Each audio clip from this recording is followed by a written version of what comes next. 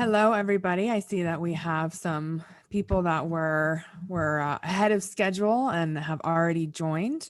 So we're going to go ahead and jump right in since it is, let's see, 4 o'clock on the dot. My name is Abby Reed. For those of you that haven't met me or I haven't introduced myself, I'm co-CEO of Reed Financial Group with April Cruz, who is my sister and also co-CEO of Reed Financial Group. Thank you for spending your evening with us. We were just talking before the webinar about how dark it is outside. It seems like it's much later than it is. So we'll hang in there and it'll be some great content. We have Sarah here with us today, all the way from Pennsylvania. She is an IRA expert with Ed Slott and Company. We have been involved with Ed Slott for over 10 years now. My sister and I are Master Elite Ed Slott IRA advisors. We're in the Master Elite group. We go to 2 trainings a year, and they have so much education and so much content in between those 2 trainings. And it's focused on IRAs specifically and tax planning. So they know the tax code in and out, especially Sarah here. They help us to uncover opportunities and introduce planning ideas and techniques to our clients that will reduce their taxes over their lifetime. That's really what this is all about, and making sure that we're able to help people as efficiently as possible. So Sarah is fantastic. She's been doing this for a very long time. We're happy to have her here. So welcome, Sarah. We're going to go ahead and jump right into the first topic. Daniel, if you could click the next slide. Oh, I got ahead of myself. So that's us at one of the mini trainings that we've been to. So we have, yep, you can go to the next slide, Dan. Thank you. So we have 6 main topics that we're going to go over today. So we'll probably incorporate a little bit more into this. Sarah is a host of information. She really, I think, knows everything about each of these topics. So we're going to try and talk about the main things for each of these. So the first one that we're going to go over, the main point of this webinar today is, what do we need to know now before the end of the year so that you're not looking on, January 15th or whatever and thinking, man, I wish I'd known about that deadline on December 31st. I wish I had known this or that. So this is the opportunity to figure out what you need to do before the end of the year, start taking a look into it. We're already doing a lot of this with our clients. So if that's you, then just know that we're already taking care of that with you, and hopefully uncovering some additional opportunities. So with employer-sponsored plans, that's the first thing we're going to go over.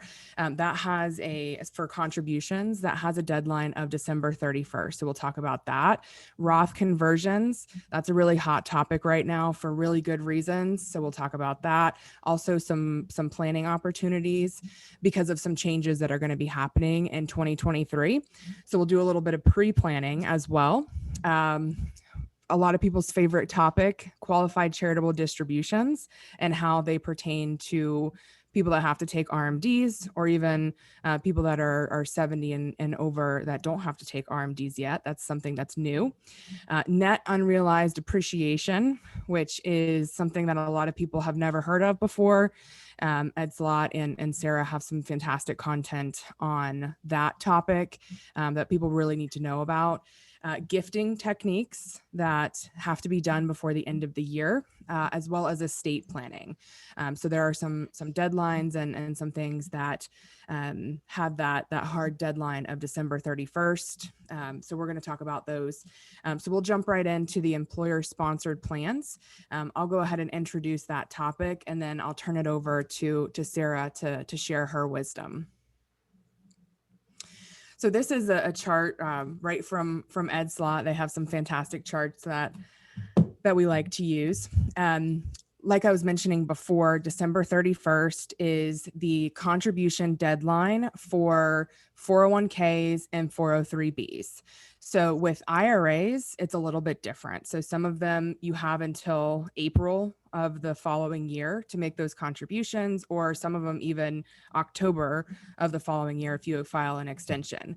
With 401ks and 403bs, that deadline is December 31st. So what we're encouraging people to do that are still working, that are still participating in those plans, is take a look at how much you've contributed this year.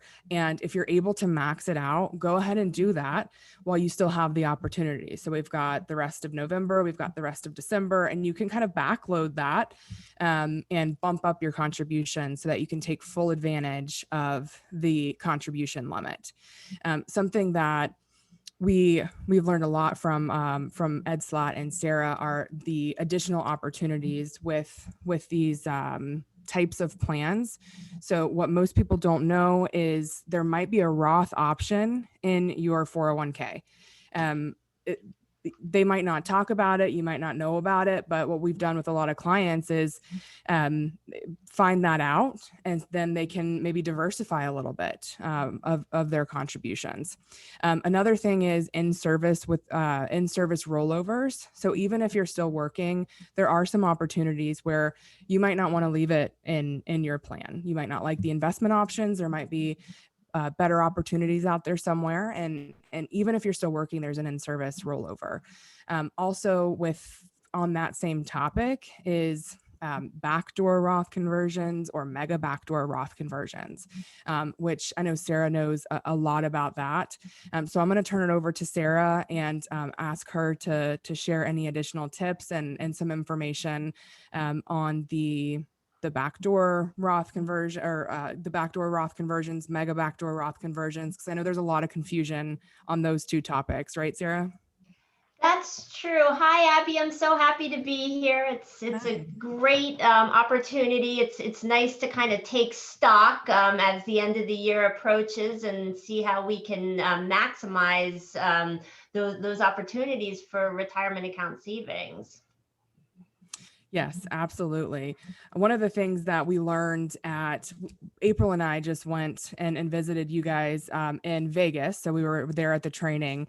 And one of the things that jumped out to me that I think just came out maybe that same day were the 2023 changes for contributions for different types of retirement accounts, as well as the income thresholds for the tax brackets. So tell us a little bit about kind of how we can use that knowledge of what's going to happen in 2023 right now. So keeping an eye on, maybe I can do a bigger Roth conversion or something like that next year, since those changes are going to take place in 2023.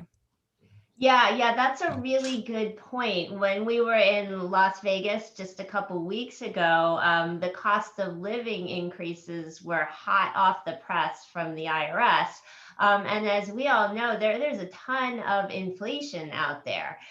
So what we're looking at are some pretty big cost of living adjustments for retirement accounts for 2023. And of course, that creates a whole lot of planning opportunities, even for something as simple as making an IRA contribution. For the first time in years, the IRA contribution limit is being bumped up for 2023. So that's something that we can look ahead to.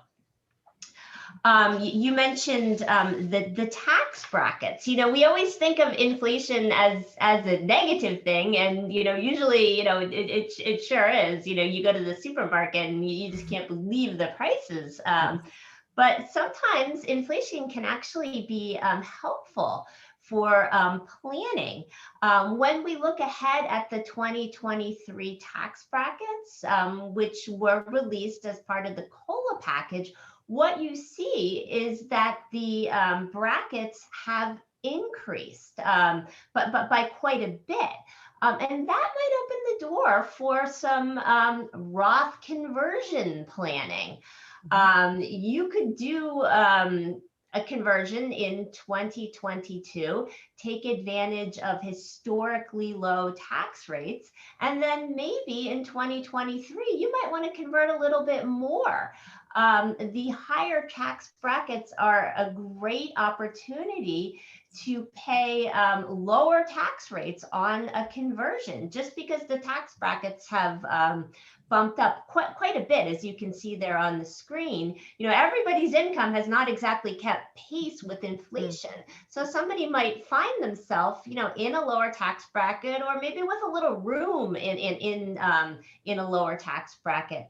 And that really opens the door for some Roth conversion planning. I think you mentioned when we got started here today that tax brackets are historically low. We had tax reform a few years ago. It brought much lower tax rates for just about everybody. We don't know. We don't know how long those tax rates are going to stick around. So doing a conversion in 2022 may make a lot of sense. In 2023, it may make even more sense given the effect of the COLAs on the tax brackets.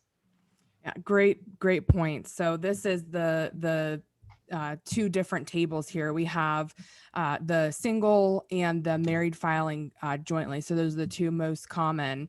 We have 2022 here on the left, and then 2023 on the right. And so these are the tax brackets. So those are going to remain unchanged for now.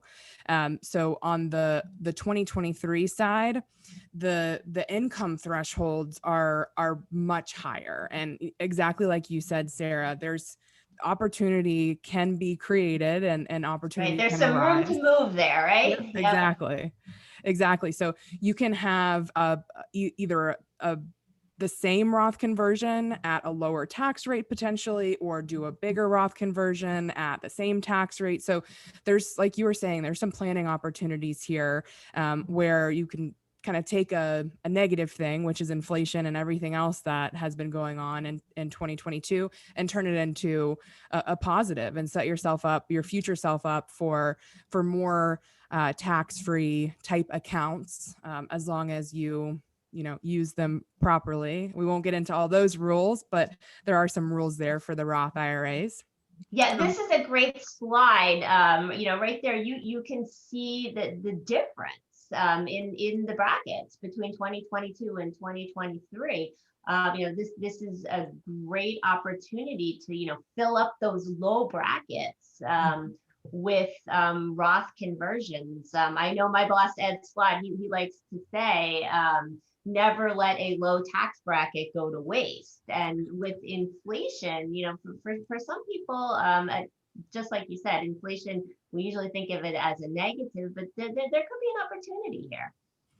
Yep, exactly. Take lemons, make lemonade, right? Yes, exactly. Whenever you can.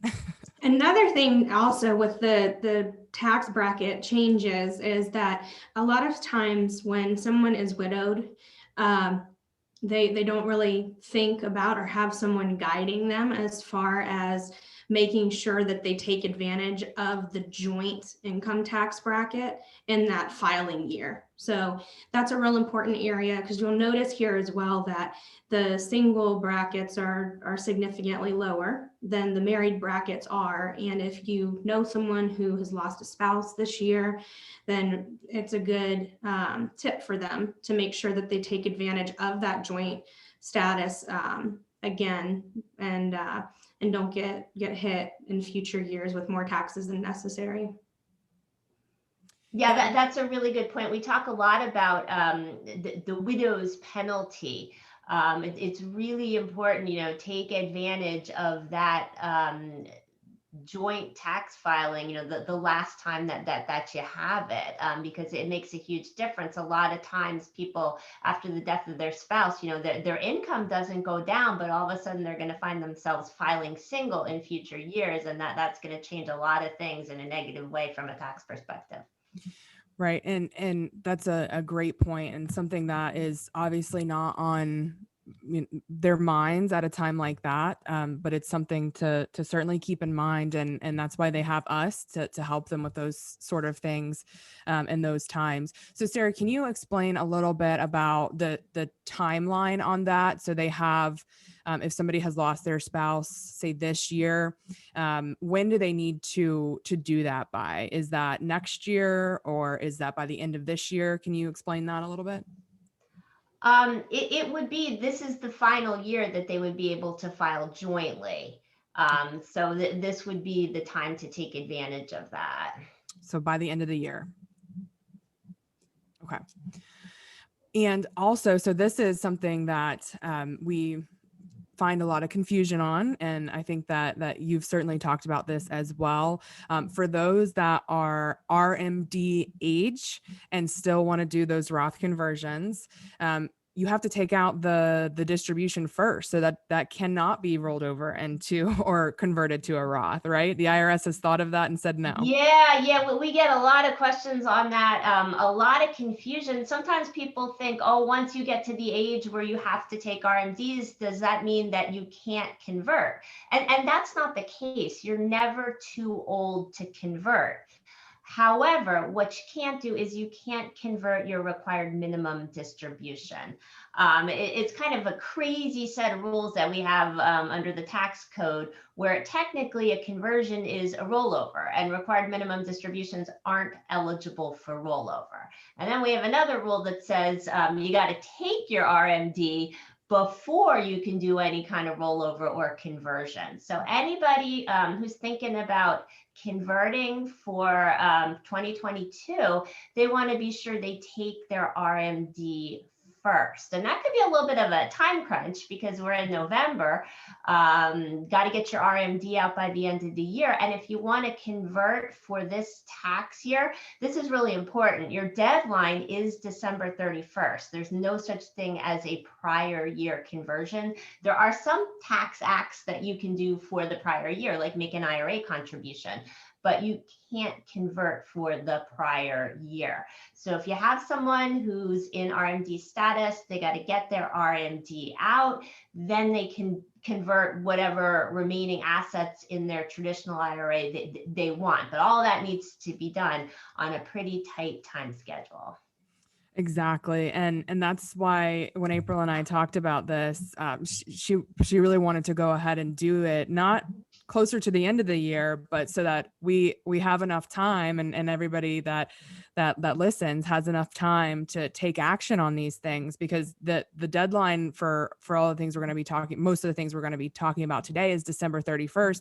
But then the custodians have their own deadlines where they're not going to want to, process paperwork after a certain point in time in December, and all of those deadlines and the crunch time start to happen. So the sooner we can start to take action on these things, the better.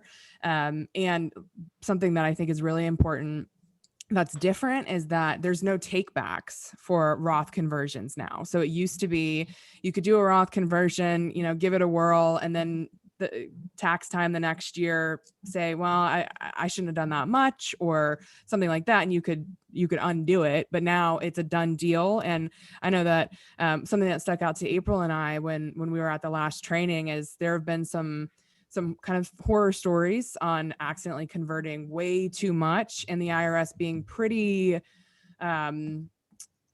taking a pretty hard line for not allowing any of the Roth conversions to be undone. So that's something for people to be aware of as well, I would imagine. Yes, there are no do-overs anymore. We used to have something called recharacterization, where if you converted, you could undo that conversion really for any reason at all by October 15th of the year following the year of the conversion. And this was kind of a neat tool because it was really helpful for people, who had second thoughts or maybe their situation had changed.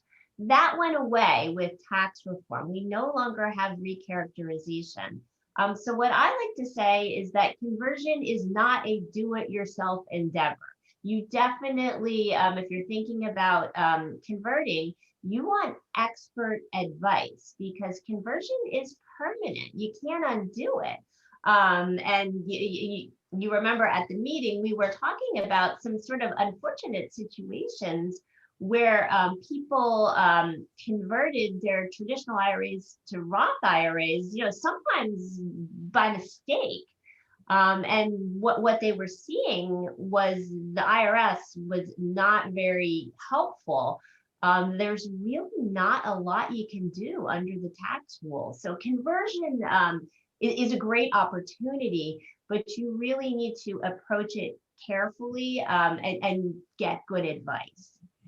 Exactly. That's a really great point, is having that professional analysis done. And something that has been a little bit more difficult is, since the recharacterization has been eliminated, is figuring out how much to convert. So you have to kind of know your tax situation. That includes capital gains. So for example, in 2021, there were a lot of instances where their capital gain distributions were really, really high. We heard from some people, and that threw them into maybe another tax bracket, and they did a Roth conversion thinking one thing and their tax situation was another.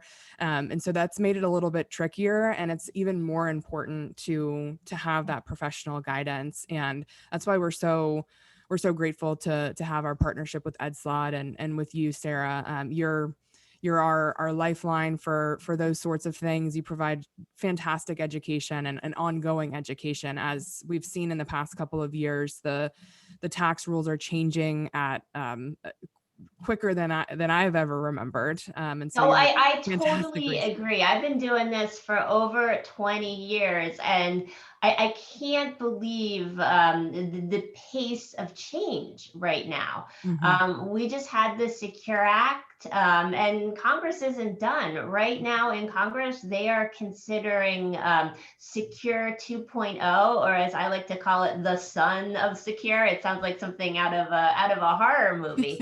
And that would bring a whole bunch of new changes. And really, you have to keep up with these changes, because could you imagine having, doing a conversion and thinking you had the opportunity to do it over, and then discovering that you didn't, that recharacterization has gone away.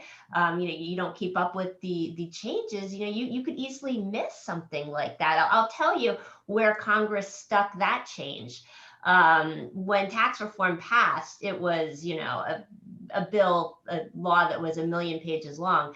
That recharacterization change, when they did away with recharacterization, they stuck that in the very end, in the revenue raisers. You really had to hunt for it to find it. So it's easy to miss stuff.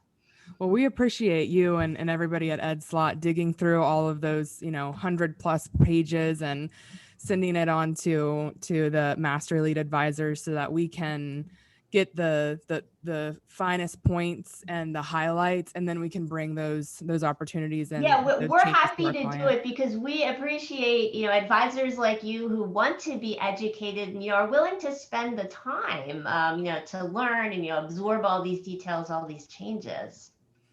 Perfect. Well, I am going to go ahead and turn it over to April. She's got the next couple of topics, which are very important. So I'm going to turn it over to her for RMDs and QCDs. So we're going to do the alphabet soup now. One thing our industry is definitely not short on is acronyms. So We love our acronyms, we absolutely. love those acronyms, and we're going to throw a lot of terminology at you on this one. So if you've got a pen or you're otherwise taking notes and want to know what some of these acronyms even stand for, a lot of you probably already know that an RMD is a required minimum distribution.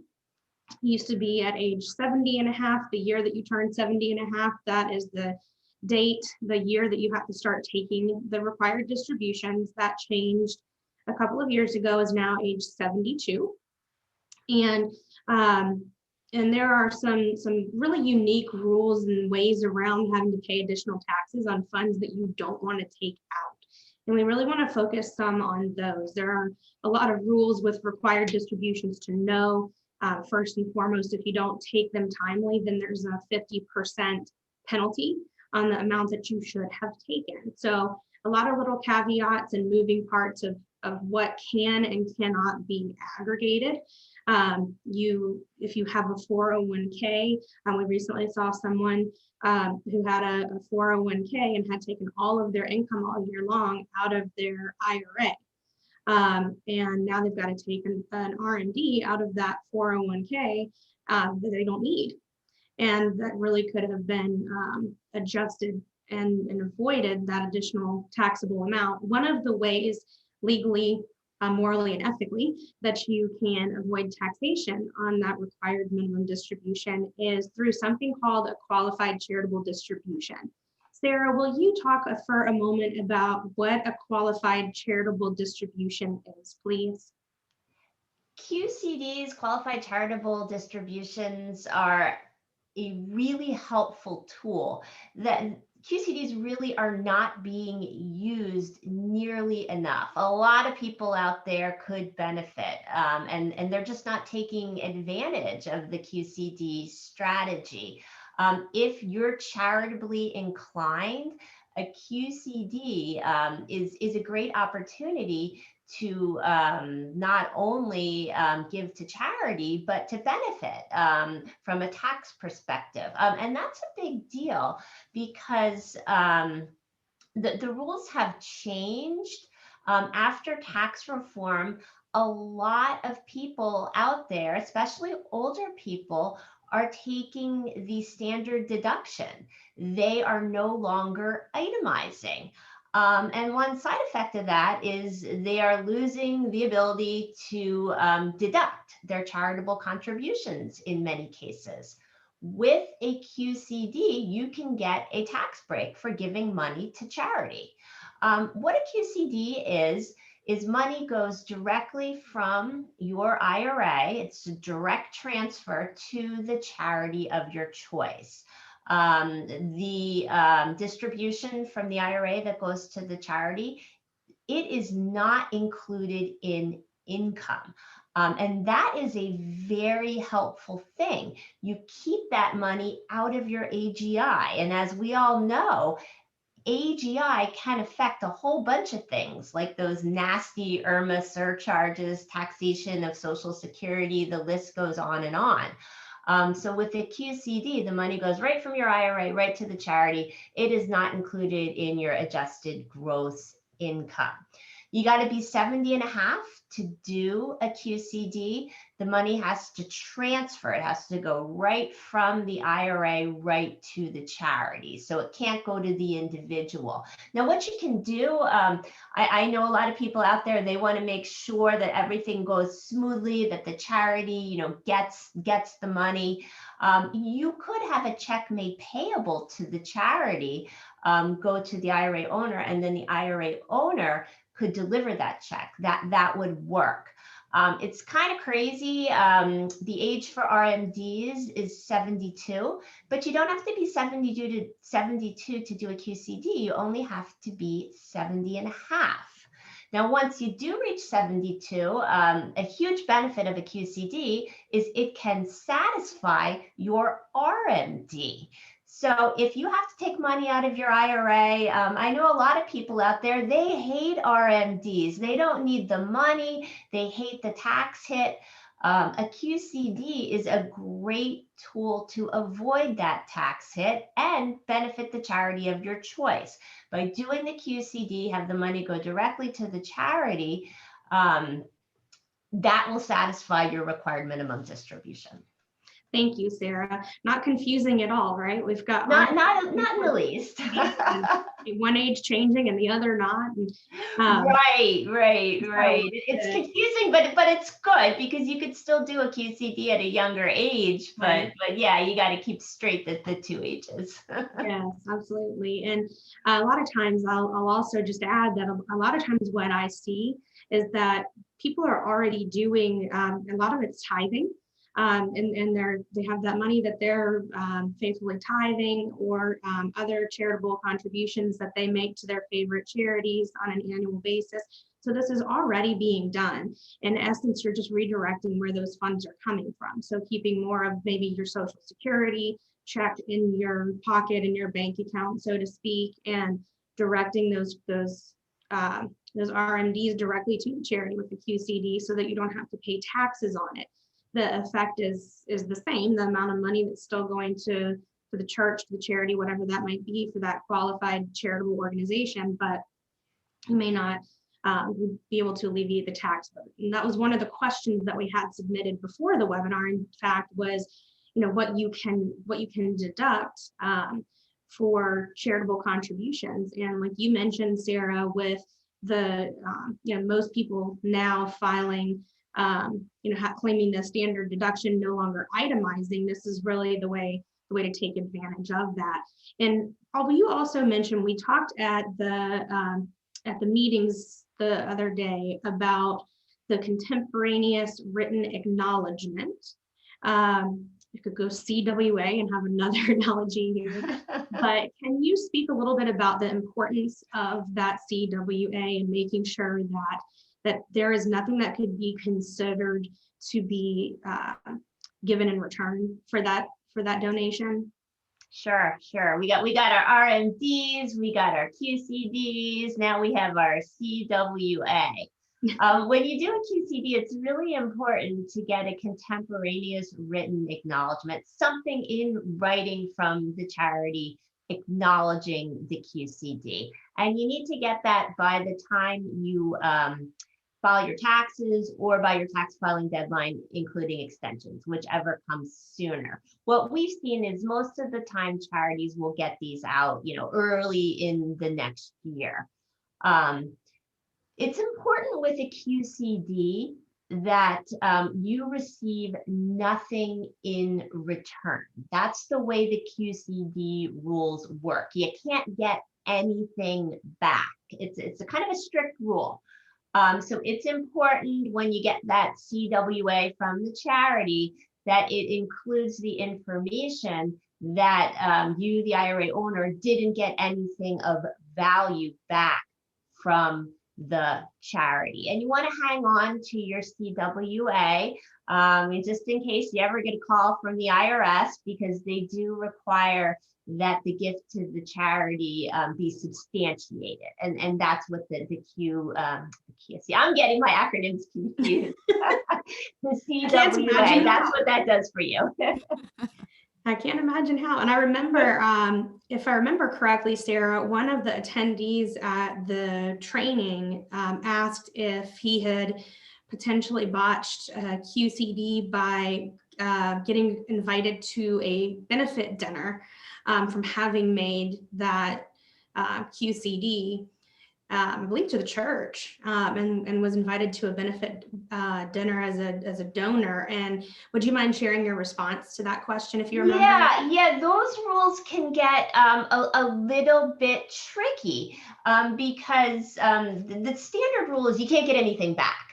But there are exceptions for things that are like tokens, or don't have a lot of monetary quote unquote value. The prayers of the church, for example, would not disqualify your QCD. But it's kind of a minefield. And I remember we had kind of a lively discussion, about that dinner and whether it could blow up the QCD. And to be conservative, I would say you really don't want to get anything back because if it is something of value, that could disqualify the QCD. And that's one that I think could very easily happen, just as a thank you for the funds. So I can understand how that would be a challenge, and people wouldn't even know that they're doing anything wrong.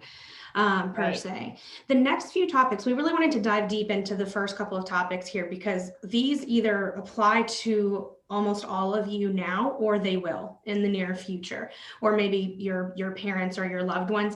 The next three I'm going to go through a little more quickly. These are more obscure things, I would say, that probably don't apply to as many of you, but the ones that they do apply to can make a really big difference. So Dan, if you could go ahead, please, and we'll move on to net unrealized appreciation.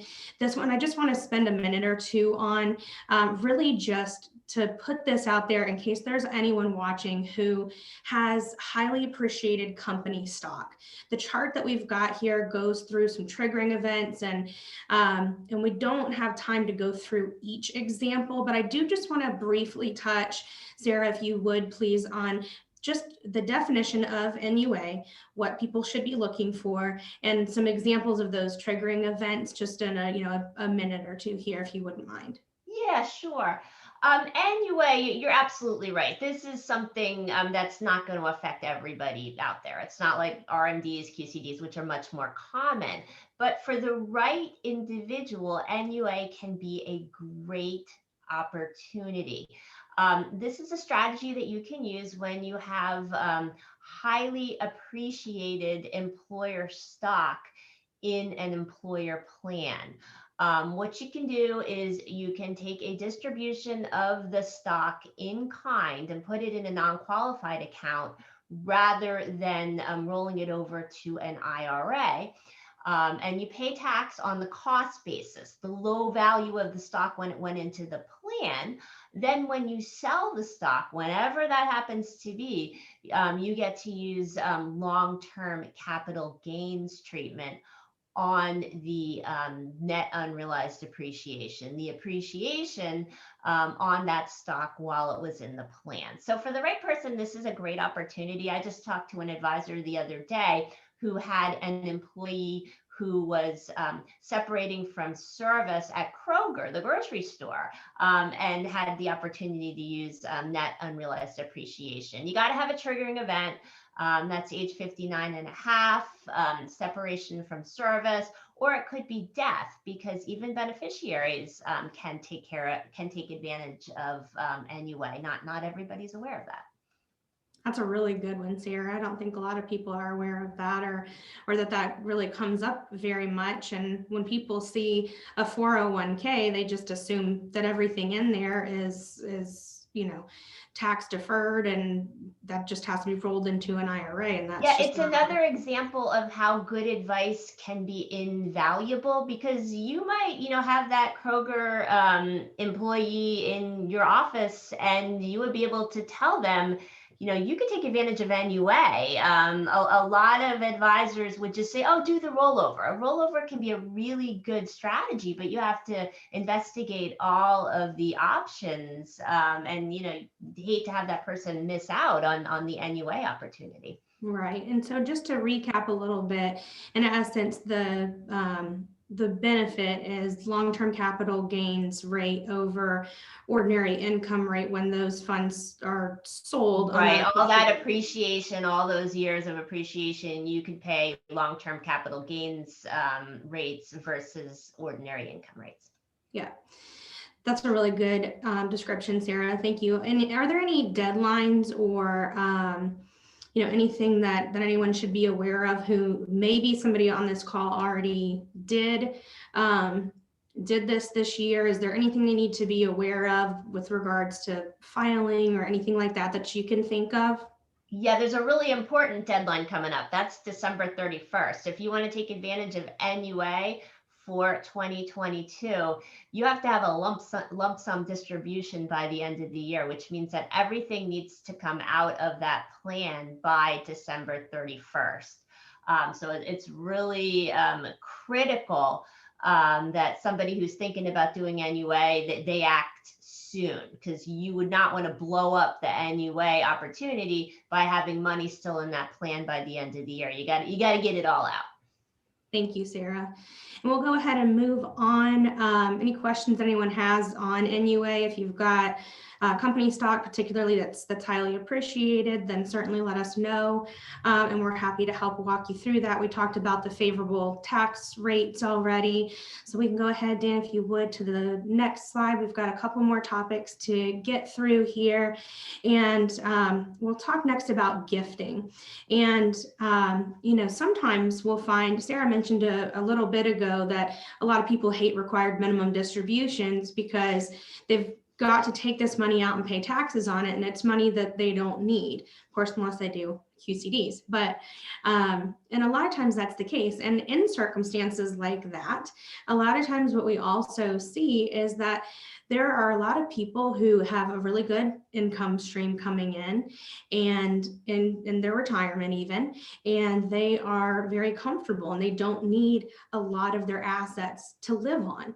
And they're looking for good ways to pass that money on, maybe before their death as well as after, in a tax efficient manner. So Sarah, what would you say are some of the highlights that that you think we should talk about when it comes to gifting?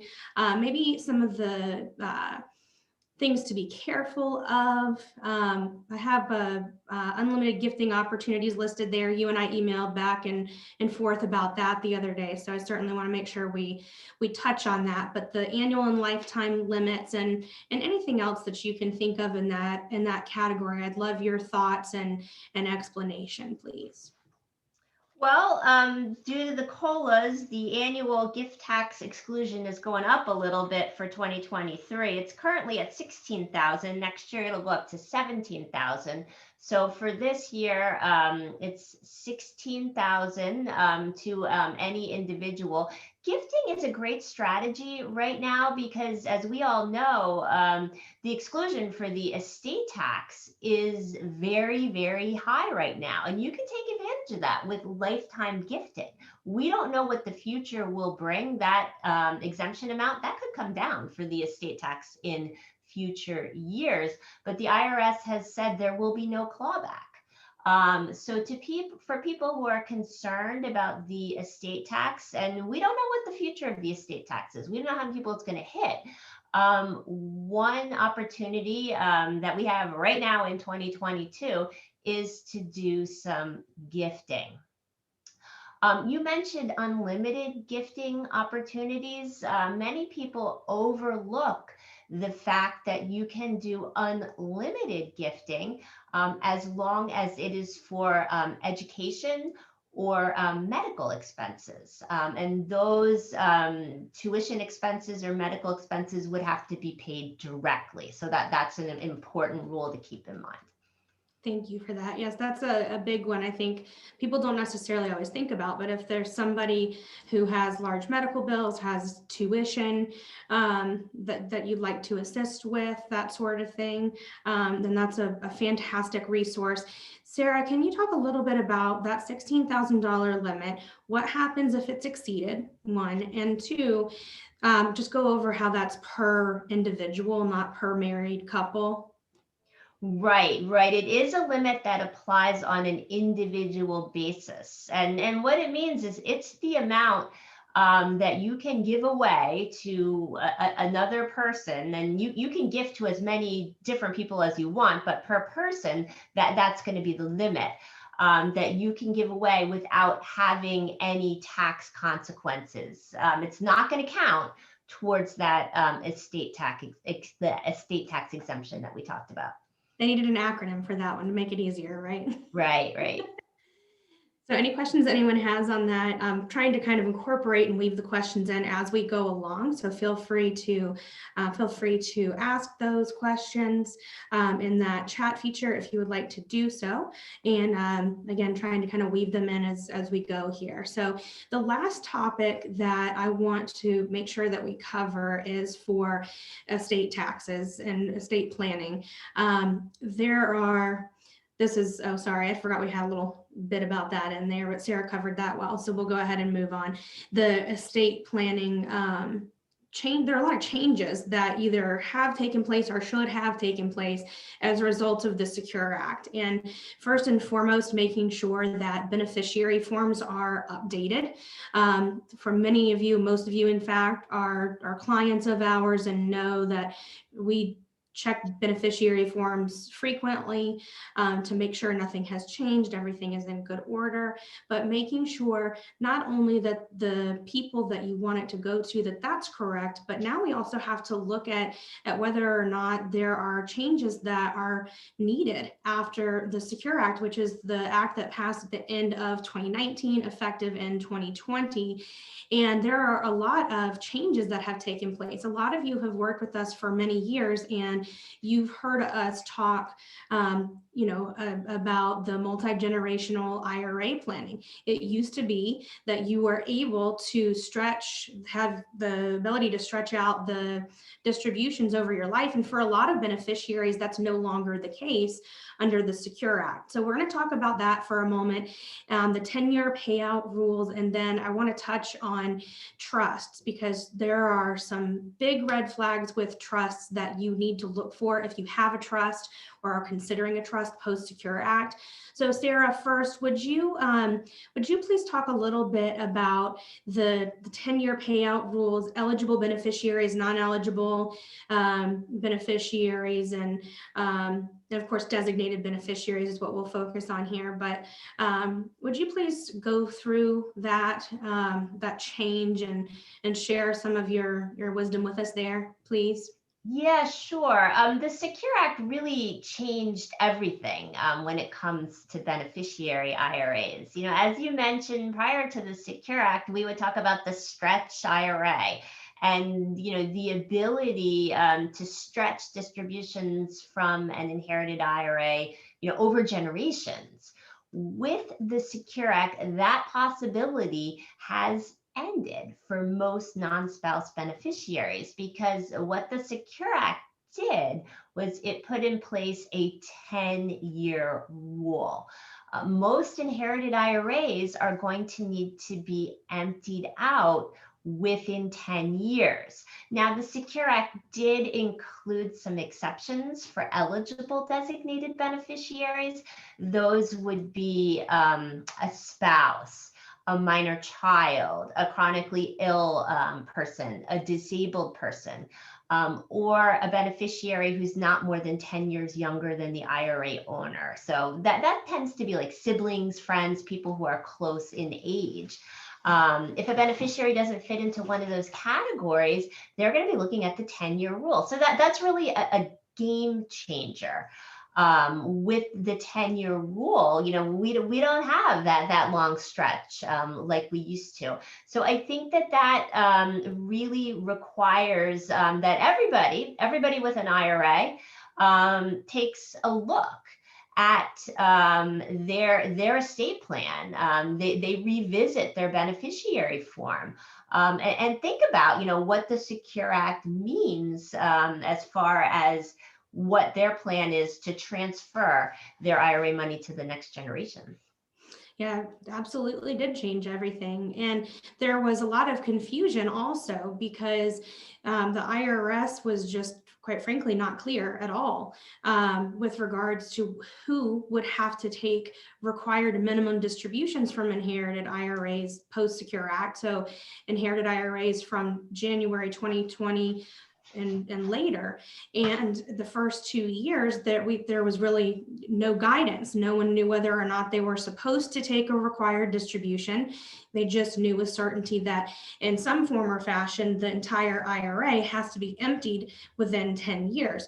So could you talk a little bit about that, Sarah, about what transpired there and the exemptions for folks who did not take anything out of their inherited IRAs that should have? Yeah. What a mess, honestly, what a mess. First, we had the Secure Act, which upended everything and made it confusing. And the Secure Act brought us the 10-year rule. So everybody thought 10-year rule means clean out the IRA in 10 years. Wouldn't you think that would make sense? And easier. Well, IRS, they had a different opinion. In February, they came out with proposed regulations, which basically said that if an IRA owner dies and they're already taking RMDs, then during that 10-year period, the beneficiary has to keep taking RMDs. So not only do you have to clean out the account within 10 years, you got to take annual RMDs during the 10-year period.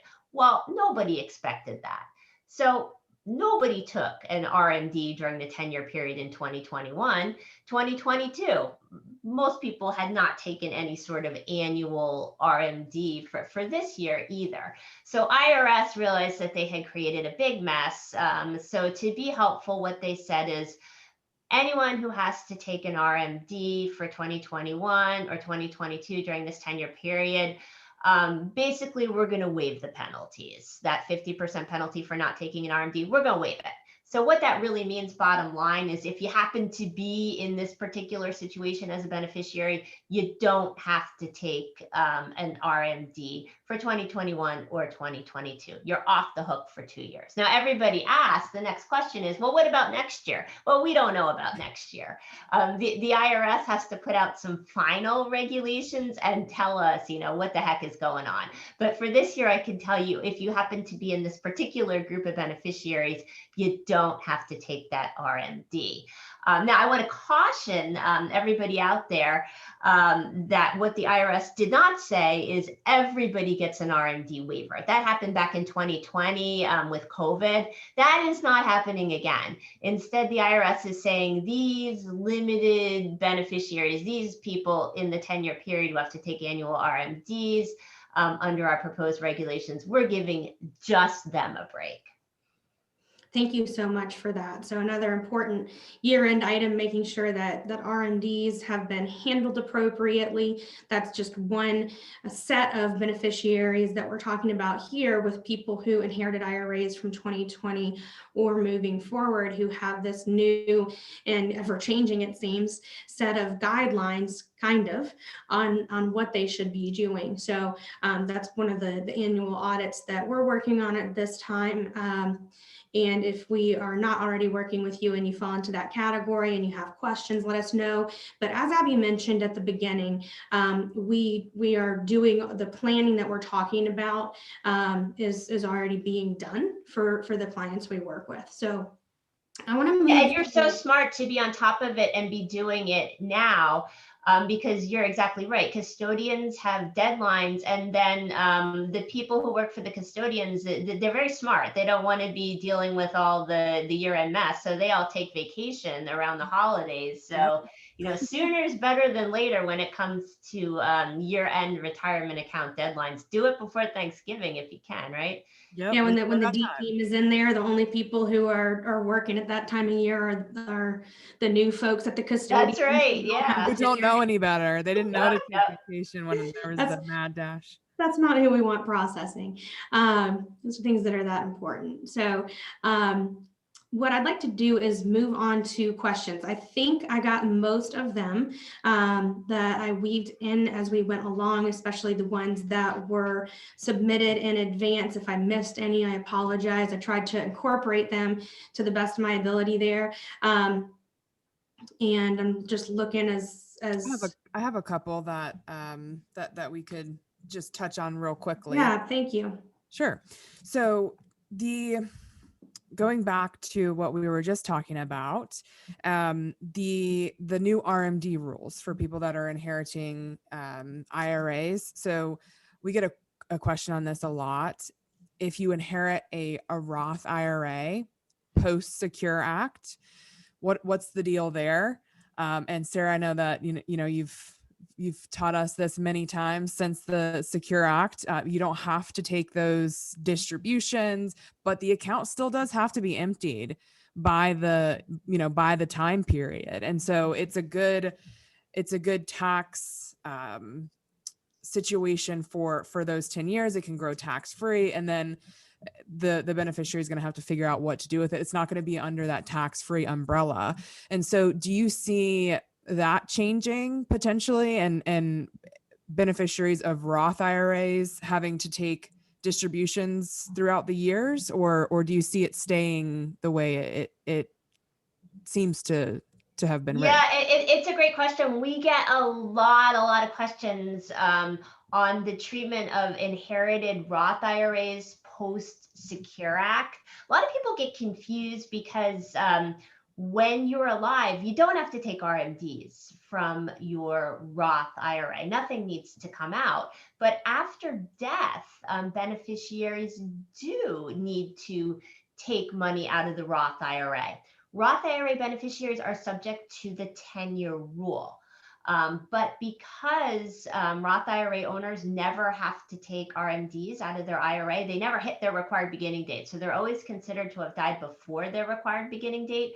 And that means that, fortunately for Roth IRA beneficiaries, they are spared that confusion about annual RMDs during the 10-year period. That is not an issue for them. No RMDs during the 10-year period for a beneficiary of a Roth IRA. So that really is a planning opportunity. Think about what you have with a Roth IRA, the chance for tax-free earnings to accrue. So what you could do if you inherit a Roth IRA subject to the 10-year rule, let it sit for 10 years. Let those earnings grow tax-free, and then take a distribution in the 10th year. Now, don't miss the deadline. That would be bad. Then you get 50% penalty. You don't want that. But think about that. You could have years of tax-free growth. That would be a good plan. Yeah, we have a lot of clients, April and I, that are doing Roth conversions, because we've talked about how it doesn't seem like it sometimes, but we're in a pretty tax advantageous opportunity zone right here. And so they're doing some Roth conversions now with the intention of passing that on to their beneficiaries, because it's such a better way to inherit wealth than an IRA, especially post Secure Act. And so absolutely. Roth conversion is overlooked as an estate planning strategy, because by paying the tax bill now at historically low rates, you can spare the beneficiaries down the road. Who knows what tax rates are going to be like when they inherit? And there's no more stretch most of the time. So you got a 10-year window. Tax-free during a 10-year window is a lot better than having to clean out a whole taxable account within 10 years. Definitely. Mm-hmm. And especially for those people who are looking to name a trust as their beneficiary, trusts get hit with very high tax rates. The trust tax rates are much higher than the individual tax rates. So if you have a trust as your beneficiary, conversion to a Roth IRA could be a very good strategy. You read my mind. That was that's where you're going next. I must be instinctual now. I've heard you. You're on the same wavelength. Thankfully. So I was gonna. I know we don't have too much time left, but I was going to mention the something that you and Ed Slott talk about, which I think is so important. And I've met so many people over the years, April and I, that have been very confused about, they set up this great estate plan and they did what they thought they were supposed to do. And all of that. And then there was their IRAs had the trust as the beneficiary. And so we talked to them about, why do you have the trust as the beneficiary of the IRA, and then figure out, if that really is the best way to do that. So I don't know if we have time or not, but just maybe a brief summary of that situation, having a trust as an IRA beneficiary. Yeah, it's a really good point. There are good reasons to name a trust as a beneficiary. If you have minor children, if you have a special needs beneficiary, those are excellent reasons to name a trust as a beneficiary. But trusts are expensive. They add a level of complexity. The trust rules don't always play nicely with the IRA rules. So you really have to be sure that it's the right way to go. So there's nothing wrong if you're thinking about naming a trust as your beneficiary with pumping the brakes a little bit and asking a few questions. Why is the trust the way to go? And we like to say, I know my boss Ed Slott likes to say that the attorney told me to do it is never a good enough reason to name a trust. You really need to explore the reasons, because sometimes it is a good idea, but it's not a decision that should be taken lightly. Right. Well, and I know you mentioned, I believe it was you when you were on stage, Sarah, at the event recently, but saying that a lot of trust planning tools are just kind of blown up, for lack of better term, that were done before the Secure Act and could actually end up doing more harm than good for beneficiaries. This, I think, is probably the last question that we have time for here as we wind down, but would you please share a little bit with us about what people need to be aware of who have trusts that were done, especially those that were done before 2020, but really any red flags that we should talk about as far as cautions for unintended consequences, is what I'll call them, of trusts with the Secure Act? Well, anybody who named a trust as their IRA beneficiary prior to the Secure Act really should revisit that decision. They should have the trust reviewed and maybe even, scrap the idea. Any trust from before 2020 needs to be looked at again. The other day, I had an advisor reach out to me, asked me to review a trust. The trust was dated 1997.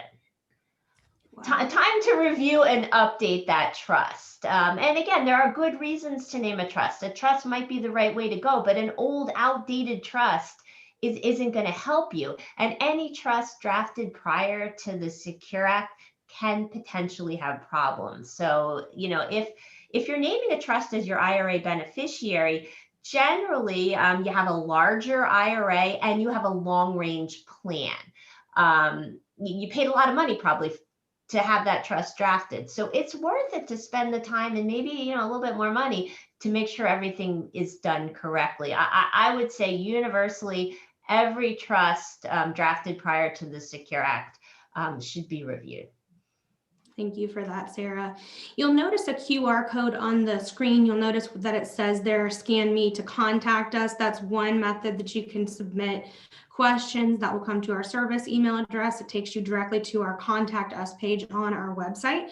I want to reiterate again that certainly if you already work with us and you have questions, we're absolutely more than happy to answer them. But I do just want to reiterate that this is the type of planning, and the reason that we have this affiliation with EdSlot is to have the right experts in the right place. So we've talked some about estate planning and gifting. We've got some great local CPAs and attorneys who we work with that have been very instrumental in assisting our clients with those areas. And as you all know, Abby and we're not CPAs, we're fiduciary advisors. And because of that fiduciary designation, we find it really important, especially with the continuing changes and developments, to work closely with EdSlot and Company to continue a very high level of ongoing education and to have the resources in place so that if there is another expert we need, whether it's a CPA, an attorney, a lot of times it's Sarah, I think I flood her inbox regularly, that we've got that. So we're here to answer any questions you have. We are closed tomorrow for Veterans Day, but if you scan that QR code there, that you can do it that way, or you'll see our contact page when we close out here as well. So Sarah and Abby, I think this is, a lot of content. It's so hard to pick only 6 things to cover before the end of the year. Yeah, I can keep going all night. I don't think you want that. No, I think the 3 of us could. I don't know if many people could, but I think the 3 of us, we really love this stuff. So a lot of complex topics, a lot of acronyms, and a lot of information that we just shared with you, but we're happy to help if we can answer any questions that you have. And Abby and Sarah, thank you again so much. Thank you for having me. Thank you, Sarah. Thank you, April. And thank you to all the veterans. Veterans Day is tomorrow. And we just want to say thank you for your service. And we appreciate you and hope that you have a very relaxing day tomorrow, as you deserve. Thanks for joining us today. Bye-bye.